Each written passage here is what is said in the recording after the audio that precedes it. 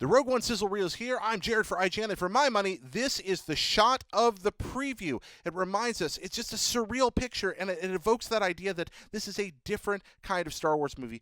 Plus, this is an absolutely awesome album cover in the making. What else is here? A lot. Let's get right to it and look at some of the best moments from this trailer. First off, this happy guy. Okay, we can see out the window. Scarif, the new planet. There we are. Some kind of gunship we're probably looking at here. That weapon, very evocative of an M60 machine gun, kind of Vietnam-era Apocalypse Now type stuff going on. And this guy, he's just so happy because he's about to start shooting. He's like, da, da, da, da, and then he starts shooting out the window. It's really, really cool. Who is this guy? I have no idea, but hopefully he's going to help our heroes out. Cutting ahead a little bit here. Oh, look, Alan Tudyk. Alan Tudyk playing K2SO, a sort of a perhaps disobedient or grumpy droid. We don't know a lot about it yet. They were sort of vague on details in the panel. Of course, we can see him there in his motion capture suit. Apparently, his character is 7 foot 1 inches tall, so that's interesting, because I don't think Alan Tudyk is. Let's cut here. Probably inside the Death Star or some other ship or Imperial installation. Standard Imperial kind of decorative motif going on here. And that in the helmet in the middle, looking at the batons in the back, probably Jyn or so. How do we know that? Well, because we've seen other shots there. And despite the helmet, if we look here, those weapons clearly there on what looks like a similar uniform. So probably something from the infiltration sequence. Cutting ahead here a little bit. This guy looks similar to the RA-7 droid from the Jawa Sandcrawler in the original Episode 4. Kind of interesting to see him running around again. Same guy, different guy, probably different droid of the same model. Let's cut ahead a little. Warwick Davis, holy cow, look.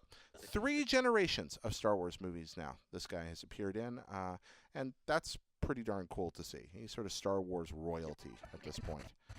Cutting ahead. Now, this is an example of what stunt people give up to entertain us. Big explosion, kaboom-ba-da, and stuff. And, oh, did you see that? Let's rewind back and look at that again. Yeah, this is stuntmen, stuntwomen, whatever they make. It's not enough. We cut ahead, and look, they're right in midair. You can see that big piece of debris, and bam! I'm assuming that's a stunt person there. And thank you very much for giving up your body for the sake of my Star Wars entertainment. Here, aboard, almost certainly the Death Star, based on what we saw in Episode 4. Look at this. Is that a true composite?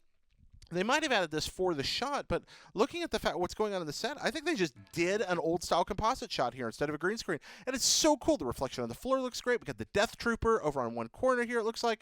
And then, of course, we have our new villain, Director Krennic, in his fabulous white cape, who's kind of, he was self-described at the panel today as I think they said a more clever or thoughtful villain than we've seen in Star Wars in a while, and that's exciting. He's an ISB officer. We know that much about him. Not much more. Director Krennic. So let's cut ahead here a little bit. This is so cool. Look at what's happening. Yep. That's special effects done old school. Look at that composite. That's amazing. They just built a giant simulator, like those things they used to put in the mall and you'd ride around it. But look at that. Oh, now it looks like some kind of strafing run again on the beach, maybe in Scarif. We have good reason to believe that's exactly what it is because thankfully, this dude right here is going to give us a clue to something that happens in the movie. Let's listen. Oh, let's cut ahead one more time. That's right. X-Wing kills the AT-AT down there. So here we have a strafing run. X-Wings are coming in this scene somewhere. We've seen a couple of shots of this beach scene earlier on. We're seeing more of them here in this trailer. X-Wings are going to come sweeping in. That's also illustrated in the poster, the official poster for the movie. Speaking of that beach, there we are, and there's the hard drive in Jyn Erso's hand that everyone's talking about. We assume that's the Death Star plans. That's right. No Wi-Fi here, folks. Those are the Death Star plans. Although we remember in Episode 4 they're described as transmitted, so we'll see what happens there. Well, anyway, that's a little bit of nitpicking. This guy's so cool. Look at him. I don't know what he is. He's like a magical space yeti. I just really, really, really love the art on that dude. And another beautiful shot right here. Absolutely fantastic. Boom! Look at that. Cold cocking a stormtrooper. That's right. We have Chirrut Imwe. I hope I'm saying his character's name right. Chirrut Imwe giving the stormtrooper a smack to the side of the head. Let's look at that one more time. And boom! Right there. Absolutely fantastic. Neat little bit of choreography there. Also proof that stormtrooper armor is absolutely useless for protecting you from anything. A couple other cool things happening here. There we go. Forrest Whitaker's character, who we know from Clone Wars, has returned. We get Saw Gerrera back, which is very exciting. and back around to the stormtroopers. A couple other quick things to look at here. Look at these dudes, all running along in that surf and beach scene. Now, we know our core party, our ensemble cast, and it looks like these are more than the main characters we're used to. So we've picked up help somewhere along the way. Is this an insurgency or these other rebels that came along for the mission that aren't named characters we know about yet? We're not sure.